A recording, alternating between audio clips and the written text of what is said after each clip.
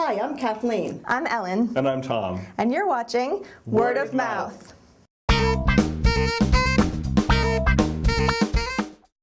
Is it true broadband and electricity aren't bringing in any money? Video on demand doesn't even have technology developed? Why do people talk this way? We will make those profits. It's like playing poker with these guys who get mad when you win on the last card. Why did you stay in? You're not playing properly. It's poker, you idiot!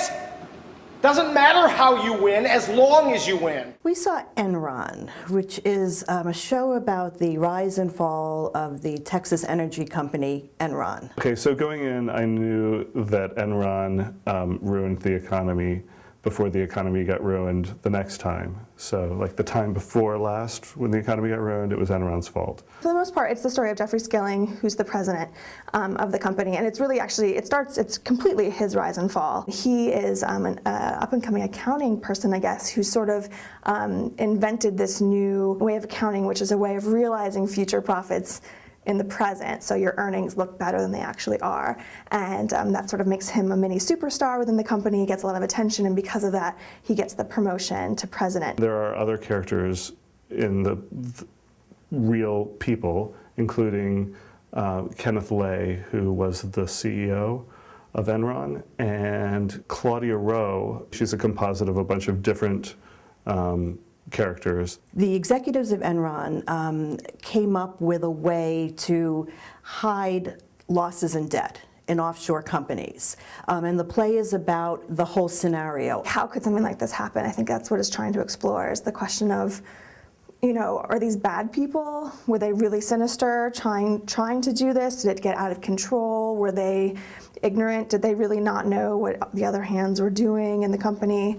I think that's what it's trying to explore and figure out. Norbert Leo Butz, who plays Jeffrey Skilling, I've seen him in other performances, so it's interesting to see him play this dramatic character. There's not a lot to like about Jeffrey Skilling. He has no remorse. At the end, there's kind of a little bit of emotion. You get a couple seconds of emotion about why he may have done what he did, but he's an out-and-out scoundrel. You know, he's thinking of himself first, and money is all. He was really good. He was definitely very convincing. He brings a ton of personality to this role, and he brings a lot of depth to it that makes you just a little bit more understanding of how it could spiral out of control the way it did. He basically plays the same character that he played in Dirty Rotten Scoundrels, only he's not funny in this one. I mean, he's a little funny. I was very curious to see how this was going to play out on stage, and what they ended up doing is it's very stylized. It's almost like a 2.5-hour performance piece about Enron. There's music, there's use of strobe lights. There's a lot of dancing. There are lightsabers, there are dinosaurs. There's a lot of neon, there's pyrotechnics, there's a big screen in the back that they project a lot of stuff on. So at all times you have some kind of lights and sound and movement, and again, there's a lot of choreography, and there's a couple of dance numbers. I didn't always understand why they were spending their time doing a big dance with lightsabers instead of connecting the dots and explaining to me why I should care about this story. It's an assault on your senses. It's really loud.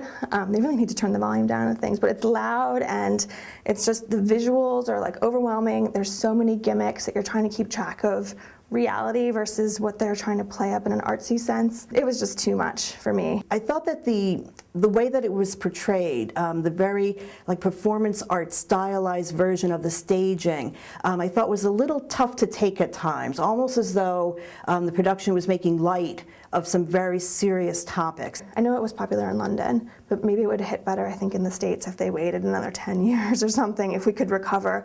But everything is in the economy right now still feeling maybe a little bit hopeful, but mostly still depressing. And so this was kind of like, just kind of piled on top of that. So you don't leave with a good feeling. It's difficult to watch mainly because there's no balance.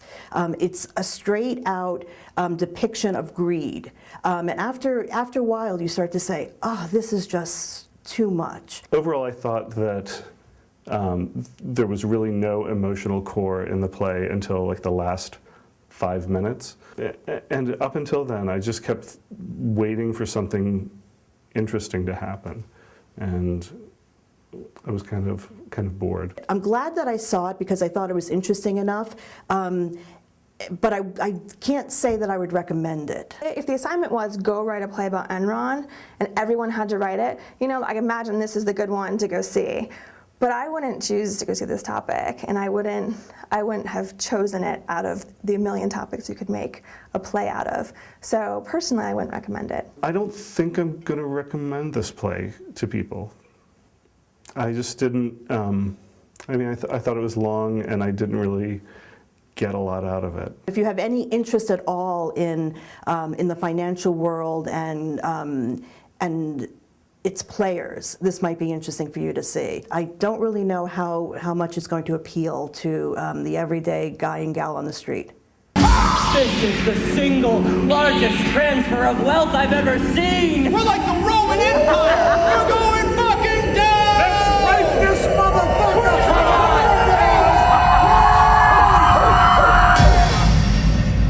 You know the difference between the state of California and the Titanic? At least when the Titanic went down, the lights were on.